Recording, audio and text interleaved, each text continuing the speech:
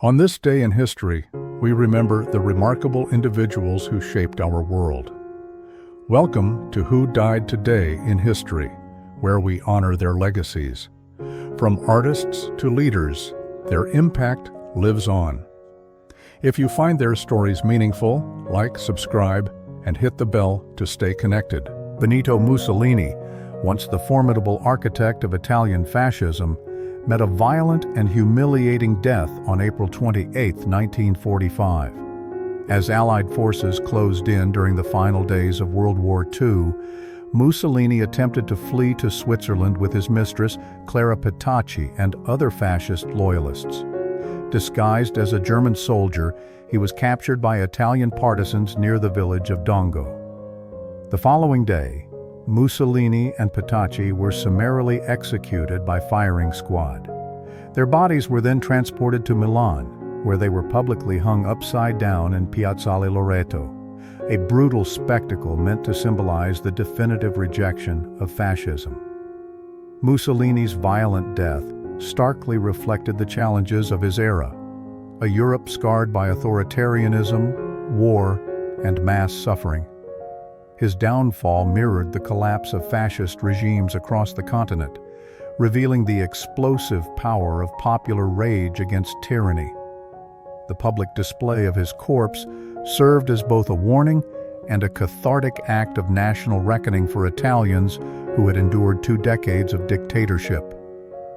The immediate consequence of Mussolini's death was the definitive end of fascist rule in Italy and a surge of momentum toward the establishment of a republic, which officially replaced the monarchy in 1946, Blinkhorn 2013. However, his execution also fueled martyrdom narratives among far-right extremists, complicating Italy's post-war efforts to forge a unified democratic identity. Mussolini's death did amplify his legend, though infamously. He became a symbol of both the dangers of charismatic authoritarianism and the volatility of mass politics. His execution remains one of history's most vivid demonstrations of how public vengeance can serve as both justice and spectacle. Reflecting on Mussolini's death, we confront humanity's uneasy relationship with power and mortality. Even the seemingly invincible are subject to the tides of public judgment and historical consequence. His fate reminds us that leadership, when divorced from morality, often ends not in honor, but in infamy. Mussolini's legacy is immortalized in complex ways, studied in historical texts, portrayed in films, and invoked in discussions about authoritarianism's dangers. In death, as in life, he remains a figure whose story warns future generations about the fragile balance between leadership, ideology, and human dignity. Anita Lane, the enigmatic Australian singer-songwriter known for her collaborations with Nick Cave and The Birthday Party, died naturally on April 27, 2021, at the age of 61 in Melbourne. Although the exact cause of death was not publicly disclosed, it was understood to be a peaceful passing, emblematic of a life lived largely on her own creative terms.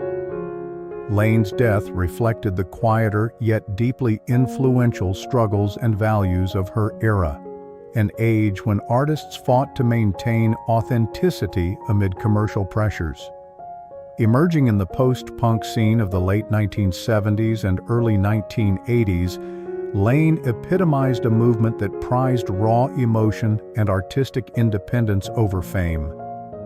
Her collaborations, particularly with Nick Cave, were noted for their haunting lyricism and emotional vulnerability, standing in stark contrast to the manufactured pop that dominated the mainstream. The immediate consequence of Lane's passing was a wave of tributes from across the music world, underscoring her understated but profound influence. While she never sought the limelight, her death reminded many of her pivotal role in shaping the emotional texture of post-punk and alternative music. Artists and critics alike mourned the loss of a muse whose lyrical talents had often worked behind the scenes, but whose impact was deeply felt. In many ways, Lane's death amplified her legend. She became a symbol of the quiet revolutionary, the artist whose true power was in her refusal to compromise. Her passing offered a moment for fans and historians to re-examine the essential contributions of women in a music scene often dominated by male figures. Reflecting on Lane's death reveals much about humanity's relationship with mortality, creativity, and memory. In an era obsessed with celebrity, Lane's life and death remind us that influence is not always loud or flashy. Power can exist in subtlety, and memory often honors those who remained true to themselves. We immortalize figures like Anita Lane through retrospectives, reissues of her sparse but potent discography, and renewed scholarly attention to her legacy.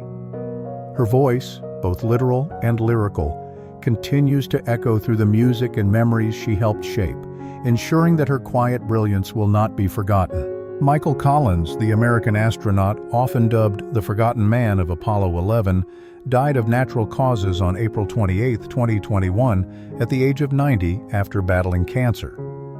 His death marked the quiet passing of a pivotal figure in one of humanity's greatest achievements, the first moon landing. Collins's role during the Apollo 11 mission in 1969 reflected the values of his era: duty, humility, and an unwavering commitment to a collective goal.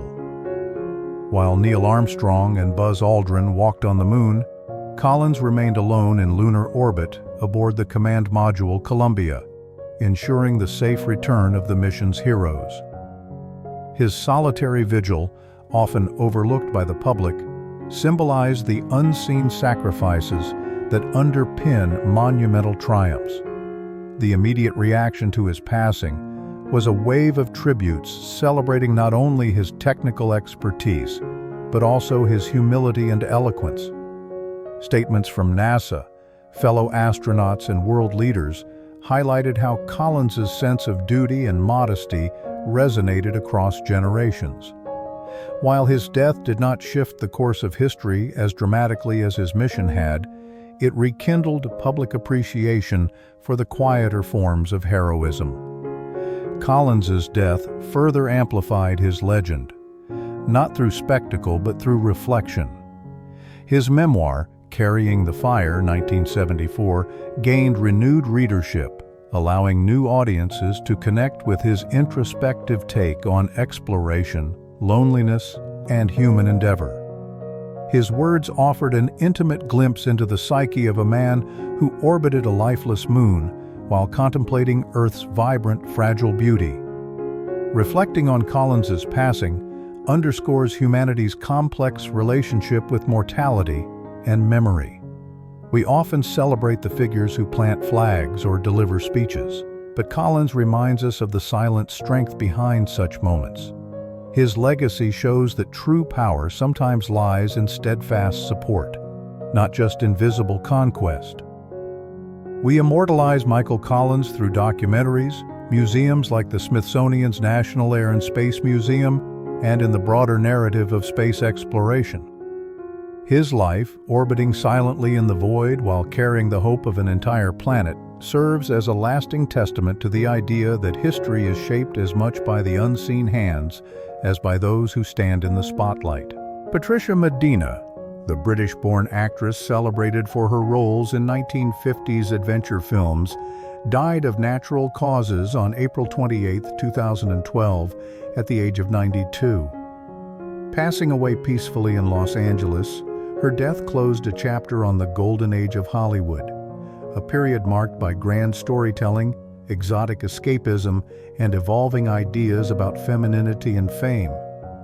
Medina's death, though not as publicly sensational as some of her contemporaries, reflected the quieter reality of many classic stars who gracefully faded from the spotlight. Her career had once thrived in a Hollywood that valued glamour and typecasting, and her passing served as a reminder of how fleeting fame can be in an industry relentlessly pursuing the next big name. In many ways, her life and death illustrated the mid-20th century values of resilience, reinvention, and the tension between public image and private self. The immediate consequences of her death were relatively modest, marked by tributes from classic film aficionados and fellow actors.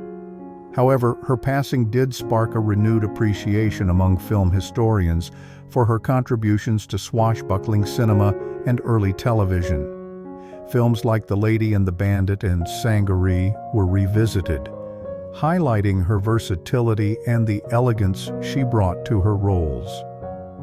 While Medina's death did not dramatically shift historical trajectories, it amplified her legend within the niche world of classic Hollywood preservation. Her marriage to actor Joseph Cotten, itself a celebrated Hollywood romance, added a layer of nostalgia to her legacy. Their enduring partnership symbolized a bygone era of Hollywood stability amid the often turbulent private lives of stars. Reflecting on Patricia Medina's life and death reveals much about humanity's approach to mortality and memory.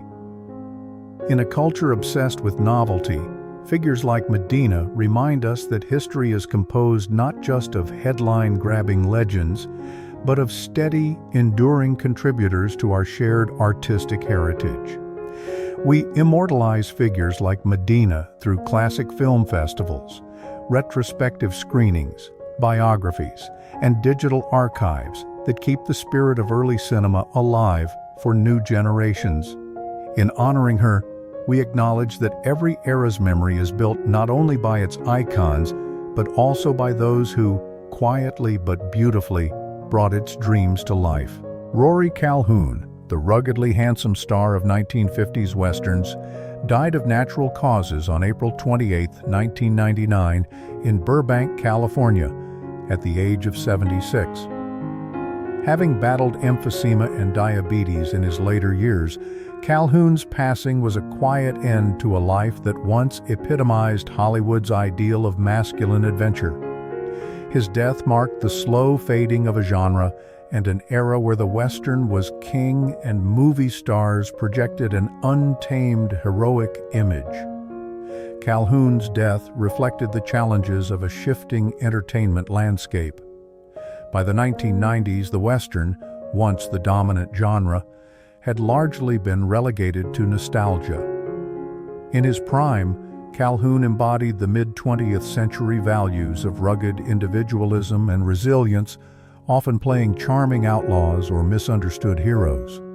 His personal life, including a youthful stint in prison, paralleled his on-screen persona and demonstrated the American ideal of redemption and reinvention. The immediate consequences of Calhoun's passing were most deeply felt among classic film enthusiasts. Though he never reached the mythic status of contemporaries like John Wayne, Calhoun was beloved by a generation who saw in him a more relatable, roguish version of heroism. His death prompted reflections on the impermanence of Hollywood fame and the nostalgia for simpler cinematic narratives where good and evil were starkly drawn. Calhoun's legend, while modest compared to Hollywood giants, was quietly amplified after his death through retrospectives, fan tributes, and DVD re-releases of his films like The Texan and River of No Return, 1954. Where he starred opposite Marilyn Monroe. His passing served as a gentle reminder of how popular culture continuously evolves, sometimes leaving behind the very figures who once defined it. Reflecting on Rory Calhoun's death reminds us of humanity's complex relationship with memory and mortality. We crave heroes, yet we often reframe or forget them as eras change. Figures like Calhoun are immortalized not through massive monuments, but through the persistent affection of fans, curated film collections, and the occasional homage in modern Western revivals. In remembering him, we honor a chapter of Hollywood's golden storytelling tradition and the rugged spirit it championed. Jill Gascoinne, the pioneering British actress best known for her groundbreaking role as Detective Inspector Maggie Forbes in The Gentle Touch, died on April 28, 2020 at the age of 83. Her death, following a long and public battle with Alzheimer's disease, reflected not only personal tragedy, but also the broader societal challenges of an aging population and the growing awareness around mental health and degenerative illnesses. Gascoigne's passing came at a moment when conversations about dementia were becoming more open and compassionate. Diagnosed in 2013, Gascoinne spent her final years in a care facility in Los Angeles, a far cry from the commanding presence she held on British television screens. The gentle but relentless erosion of her memory stood in stark contrast to the strength and independence she portrayed in her acting career, a poignant reminder of mortality's quiet power over even the fiercest spirits. The immediate consequence of Gascoigne's death was an outpouring of tributes from fans and colleagues who celebrated her trailblazing role. The Gentle Touch, 1980-1984, was historic, being the first British police drama centered on a female officer in a lead role. In an era when women's roles in television and society were often secondary, Gascoigne's portrayal of a professional, compassionate, and deeply human detective challenged entrenched gender norms and inspired a generation. Her death did not drastically shift the trajectory of history, but it did amplify her legend. Gascoinne became an enduring symbol of feminist progress in media, her career celebrated in retrospectives and acknowledged as paving the way for future portrayals of women in positions of authority and complexity. Reflecting on Jill Gascoigne's death highlights humanity's evolving relationship with memory, power, and loss. Her life and career demonstrate how individuals can become vessels for broader social change, their contributions immortalized through storytelling, re-airings of their work, and the memories of those they inspired. In Gascoigne's case, her legacy lives on in every strong, nuanced female character that graces television screens today, a fitting tribute to a woman who redefined what it meant to lead. Barry Howard, beloved British actor best known for his role as the endearingly fussy Barry Stewart Hargreaves in the classic sitcom High to High, died on April 28, 2016, at the age of 78. His death from cancer marked a quiet but meaningful loss within the world of British television comedy, reflecting the broader value of light-hearted entertainment in an increasingly complex and changing world. Howard's passing came during a time when traditional sitcoms had largely given way to more cynical or fast-paced forms of entertainment. His style, rooted in the gentle, character-driven humor of the late 20th century, represented a bygone era, one where television was a communal, comforting experience. The natural cause of his death mirrored the inevitable passage of time itself, as generations and cultural tastes shift steadily forward, often leaving once ubiquitous figures to gradually fade from the mainstream. The immediate reaction to Howard's death was one of warm remembrance, particularly from fans and co-stars who credited him with bringing elegance and wit to British television. Although his death did not shift the trajectory of history, it amplified the fondness for the era he helped define. Tributes poured in from fellow actors and viewers who remembered High to High not just as a television show, but as a reflection of simpler times, highlighting how entertainment serves as both escapism and cultural mirror. Howard's passing reminds us that mortality is not just about personal loss. It also marks the gradual closing of chapters in cultural history. He embodied the post-war British spirit of resilience and humor, values essential during a period of social adjustment and economic change in Britain. His understated style now feels almost nostalgic, a reminder of when storytelling prioritized humanity over spectacle. Today, figures like Barry Howard are immortalized through ongoing reruns, affectionate retrospectives, and the memories carried by audiences and colleagues alike. His legacy lives on in the persistent affection for British sitcoms, that focus on character warmth and subtle comedy, a testament to the enduring power of laughter in connecting generations. Mary Read, one of the most famous female pirates of the early 18th century, died in 1721 while imprisoned in Jamaica. Her death was natural, caused by fever, yet it was profoundly shaped by the brutal conditions of colonial-era incarceration and the fleeting empowerment piracy offered marginalized individuals. Read had been captured alongside fellow pirate Anne Bonny after the crew of their ship was overwhelmed by authorities.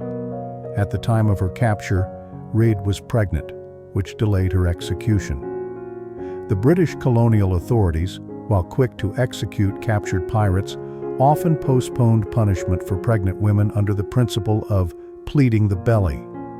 However, before she could give birth, Read succumbed to fever in her prison cell, an end that reflected the harsh realities of colonial justice systems and the limited protections even pregnancy could afford under the law. The immediate consequences of her passing were relatively muted compared to the legend she would later become. Piracy itself was already declining as European empires sought to secure their trade routes and colonies. Read's death closed a brief chapter of notorious female defiance during the so-called Golden Age of piracy. Yet her story, intertwined with Bonny's, lived on as a symbol of rebellion against rigid gender and class structures. Mary Read's death, though not publicly spectacular, amplified her legend. She became a fixture of pirate lore, representing not only the daring and danger of piracy, but also the rare and radical defiance of women against the strict gender norms of her time. Through novels, ballads, and later films, Read was romanticized as a fearless figure who challenged both the law and societal expectations. Her passing reminds us of humanity's fascination with those who live and die on the margins of power. Read's story has been immortalized through art and literature, celebrating her audacity more than her defeat. Her life and death reveal that memory often softens tragedy into legend, elevating individuals who dared to defy the structures that confined them.